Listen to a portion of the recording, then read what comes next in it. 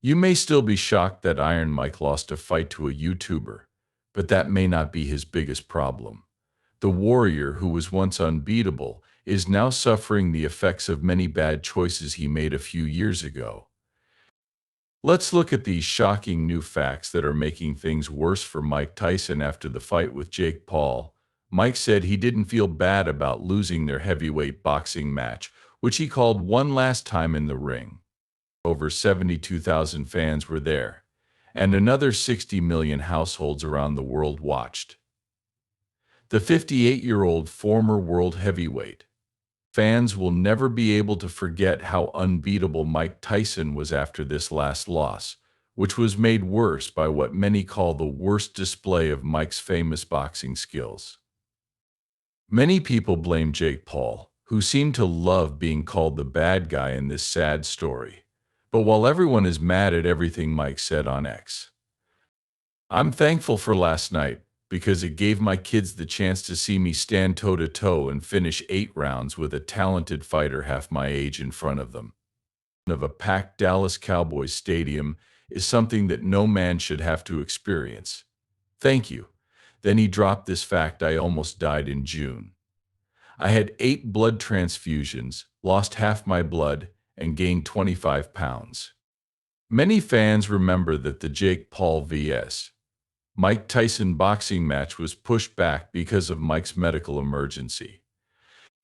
When he was supposed to be better, Mike said, "I want to thank my fans around the world for their support and understanding during this time. Unfortunately, due to my ulcer flare-up, I have been advised by my doctor to lighten my training for a few weeks to rest and recover Now that the fight is over, people are asking more questions. Many are wondering if Iron Mike has a terminal illness, or if this whole thing was a scam to make money for everyone. You can understand why people would feel this way, given who Mike was and how fit he was in the weeks leading up to the fight. When you think of boxing, you think of Mike Tyson, the boy from Brooklyn who was famous for his powerful blows and unmatched willpower. Despite having a difficult childhood, he changed what boxing was and became the youngest heavyweight champion and one of the best ever. Mike's mother, Lorna Mae Tyson, was a loose woman who may have been a worker. The man Mike thought was his father was a pimp named Jimmy Kirkpatrick, but his birth certificate lists his real father as Paul Tyson, a humble cab driver from Jamaica. Mike's father wasn't a humble cab driver. He met Mike's mother while he was gambling, hanging out on the streets, and going to pool halls after moving to Brooklyn. He eventually left his family around the time Mike was born, leaving Lorna to care for the kids by herself, according to Mike. Father was a normal street person caught up in the street life. When Mike was 10, his family had to move from Bedford to Brown because of money problems. During these early years, Mike lived in high-crime areas and had been arrested 38 times by the time he was 13. He had been arrested for fighting people who made fun of his lisp and high-pitched voice, fighting a bigger guy who tore the head off his pigeon, and other minor crimes like theft. But before Mike was lost to the ravenous beast called the streets for good, he found a way to stay alive. Bobby Stewart, a counselor at a juvenile correctional facility and former boxer, saw Mike's potential as a boxer. He started training him, and he was able to compete in the Junior Olympic Games in the early 1980s, winning gold both times. He also won gold at the nation's Golden Gloves in New York. But it wasn't all easy for young Mike. As an amateur boxer, he lost both of his fights against Henry Tillman by decision at the 1984 Summer Olympics in Los Angeles. Stewart kept training Mike, but later brought him to Casey, who was a legend in the boxing world at the time. Mike's mom died when he was only 16, so D'Amato became his legal guardian. He said, "My mother only knew me as a crazy kid roaming the streets and returning home with new clothes that she knew I didn't buy. I never saw her happy or proud of me for an accomplishment. I never knew about her or had the chance to speak with her." He said that while it didn't affect him professionally, it was devastating on an emotional and personal level. He was deeply affected by the loss of his mother's approval and the chance to connect with her. Mike had a very different view on life as a child. Growing up in a rough part of Brooklyn, boxing was more than just a sport to him, it was his escape. His rise in the sport was driven more by his need to survive than by his love of boxing, and D'Amato used this to his advantage in a very smart way. Instead of trying to hold back the young man's anger and rage, he taught him how to control it. He trained Mike in ways that went beyond the normal boxing routine, because his goal wasn't to make a champion, but to change a troubled young man. So he was teaching his student. Mike learned the value of strategic thinking and mental discipline, making them just as important as the physical exercises he was doing. As a result, he was deliberate in every move and punch he made. These lessons made Mike a boxing superstar, starting with his professional debut when he was 18 years old and beat Hector Mercedes by TKO in the first round. In that first year as a professional, Mike fought in 15 fights, and he won 26 of his first 28 fights by knockout or TKO, with 16 of those wins happening in the first round. Mike was a monster, as you might expect from someone who started by fighting. Because of how well he was winning, his opponents quickly included James Tillis, David Jacko, Jesse Ferguson, Mitch Green, and Marvis Ifar. He was being hailed as the next great heavyweight champion after his winning streak got media attention. But something terrible was about to ruin Mike's career. D'Amato too soon died of pneumonia, leaving the 19-year-old heartbroken and alone. Some people think that Yamato's death in November 1985 was so early in Mike's professional career that it caused many of the problems the young fighter would have in the years to come. Mike started to fall apart and was quickly beating his opponents. The 5A boxer was called Kid Dynamite, which was a name he deserved after his fight with former world championship contender Marvis Frazier in Glens Falls, New York. He won the fight by charging at Frazier at the start and landing 2 straight uppercuts, the second of which knocked Frazier out just 30 seconds into the match. The referee knew it was pointless counting to 10, so he ended the fight.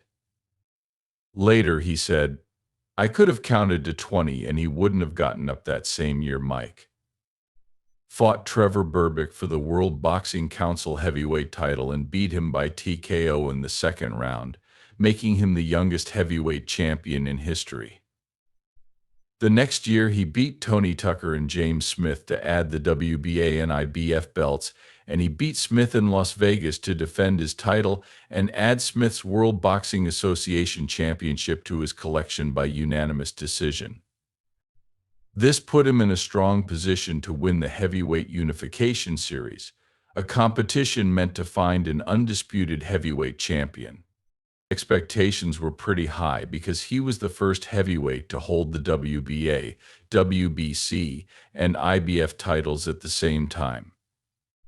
In October of that year, he beat Tyrell Biggs, the 1984 Olympic super heavyweight gold champion, by TKO in the third round in another fight that got a lot of attention from the media. At this point, Nintendo suggested using Mike for Punch-Out after seeing one of his fights.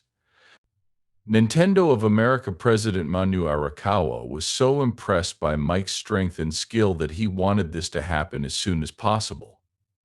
The game came out in 1987 and was a big hit, selling over 1 million copies. Many fans consider it to be one of the best. 1988 began with another win over Larry Holmes, but one of the most famous fights of the year was the richest fight in history at the time, between Mike and Michael Spinks. While some people wanted Spinks to give Mike a tough fight, most people thought Mike would knock out Spinks in the first round. But no one could have predicted what happened next. Mike ended the fight at 91 seconds, which many fans and critics thought was the peak of his boxing greatness. In addition to his fame, he won many awards for his outstanding performance in 1989, including an honorary doctorate in humane. Mike dropped out of high school as a junior and was finding comfort in the arms of strangers. On February 7, 1988, he married actress Robin Given in a traditional wedding at Holy Angels Catholic Church in Chicago. At the time, Given was famous for her role on the sitcom Head of the Class. But soon, rumors of violence, domestic abuse, and mental instability in Mike's life started to spread, and it became public that his marriage to Given was especially troubled. Given said Mike punched her, and Mike admitted it and said, Given also said she had miscarried, but Mike said she was never pregnant and that she told him she was to get him to marry her. Even so, the unhappy couple didn't have any children. They chose to live in a mansion in Bernardsville, New Jersey, while they were married, and things quickly came to a breaking point when they co-hosted an interview with Barbara Walters on the ABC News magazine show 2020. Given called living with Mike torture, hell, and worse than anything I could imagine. And Mike just looked on with a calm and collected face as Given called him a manic. Depressed on national television, which was later confirmed by medical professionals. A month later, Given announced that she was divorcing him because she believed he was abusive. The two formally separated 2 months into the new year, and they eventually got a dual divorce. Even though Given wasn't there for the 20-minute hearing, it was clear that she already saw herself as divorced. Mike was also having career problems, but outside of the ring. Don King and Bill Kahn were fighting over his future contract, and his marriage to Robin Given had fallen apart, and there was no way to save it. Despite these personal problems, Mike fought twice in 1989. In February, he fought British boxer Frank Bruno, who stunned Mike at the end of the first round. Mike then easily finished Bruno on the canvas after he pushed out his glass jaw. In July, Mike fought Carl the Truth Williams and beat him in the first round. With his personal life in shambles, it looked like Mike had lost his way by 1990, when the fight with Buster Douglas was announced. It looked like the rumors were true when Douglas beat Mike for the undisputed title in a fight in Tokyo on February 11, 1990. Shock spread through the boxing community when the only casino to offer odds on the fight, the Mirage, put Mike at a 42-1 odds to win. However, Douglas had a 12-inch reach advantage over Mike, which made him impossible to beat. In the 8th round, Mike hit Douglas with an uppercut and knocked him to the ground, but Douglas got back up and beat Mike badly in the next 2 rounds. The referee ruled Mike out after Douglas hit him with a vicious uppercut and 4 hooks in 35 seconds, knocking him down for the first time in his career. Mike's career-ending loss to Douglas was one of the biggest shocks in modern sports history.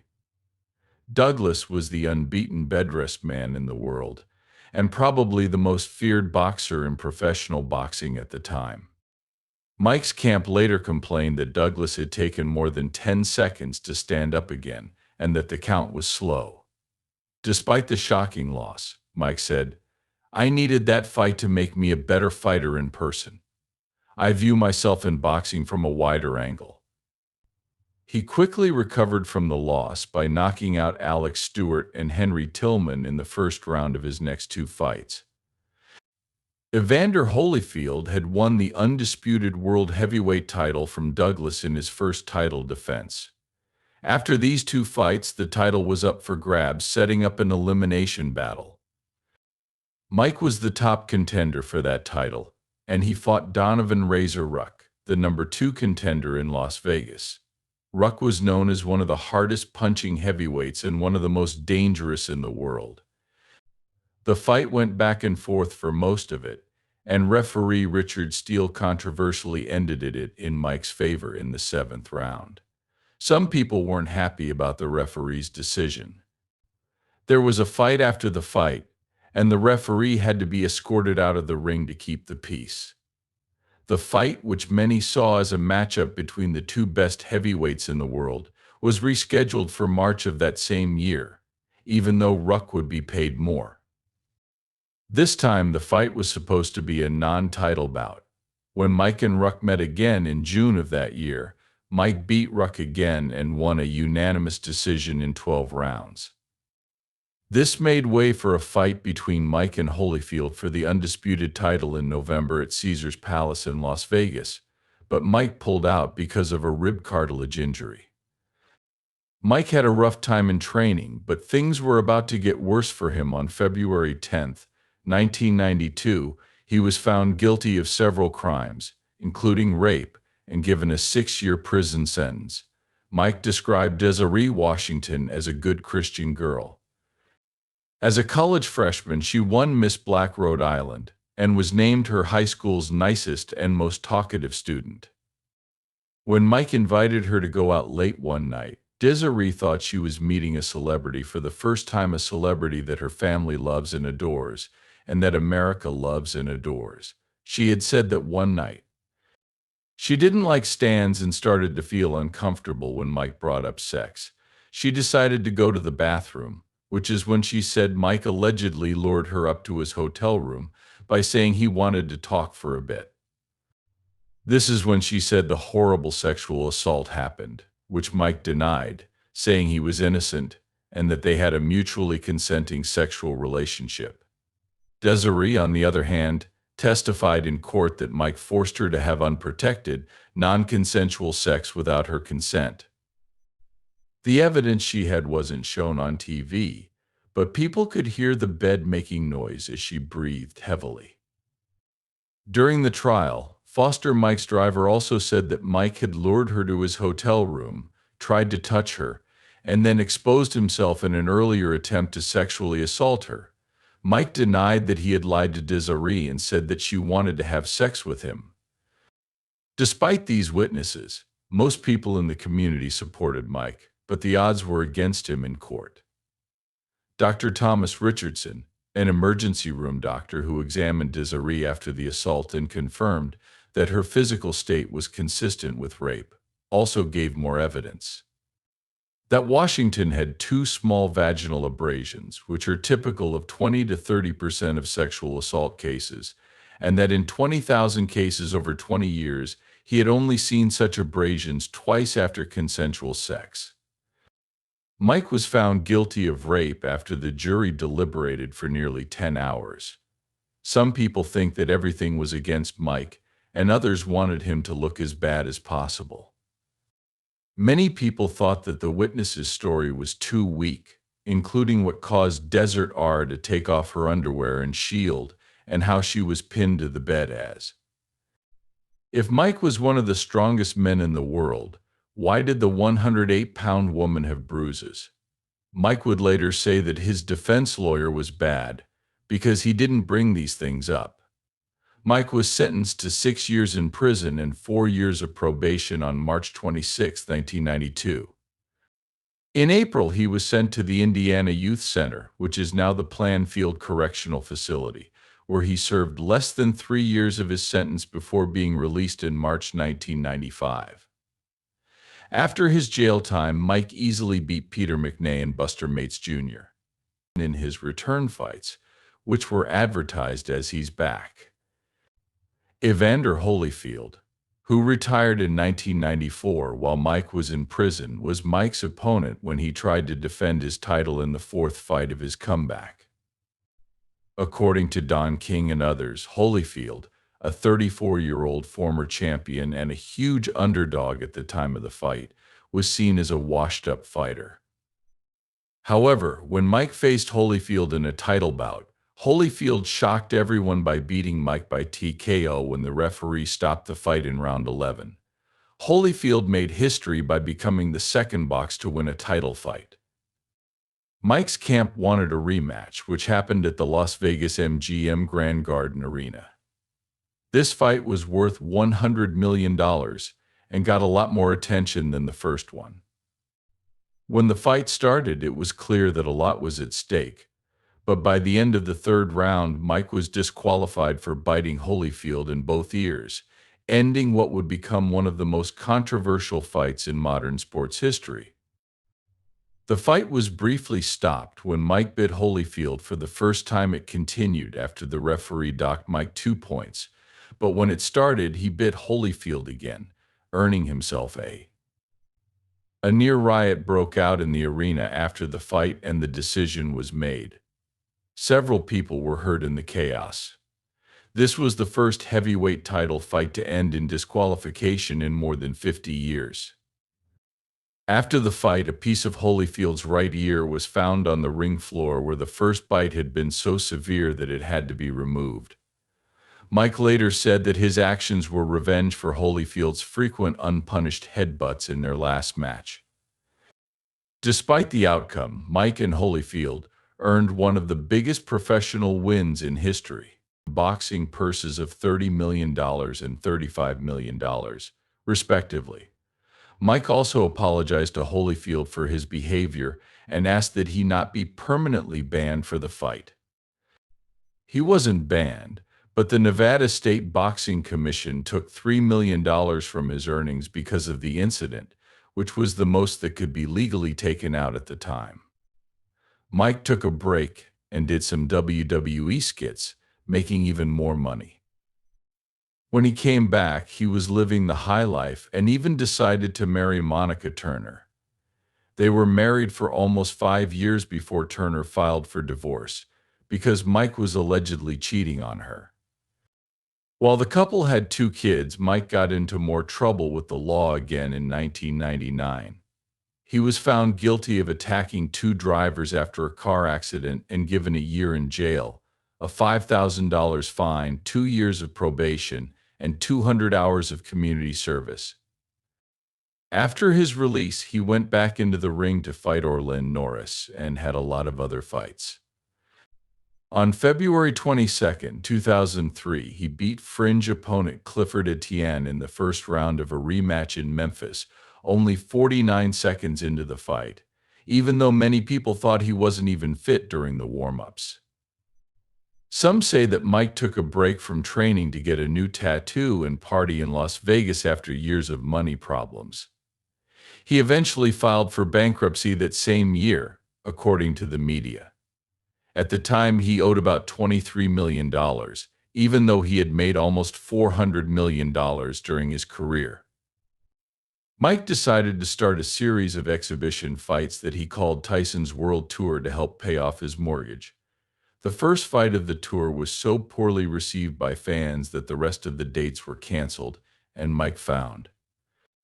In another scandal, he had to plead guilty to drug possession and driving while impaired in an Arizona court.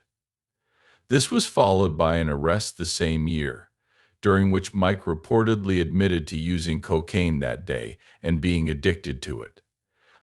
But the worst was yet to come. On May 26, 2009, Exodus Tyson, Mike's 4-year-old daughter, died at a Phoenix hospital Monday after what police called a tragic accident on a home treadmill. The little girl was on life support after hanging herself on a cord, hanging from a treadmill in her central Phoenix home.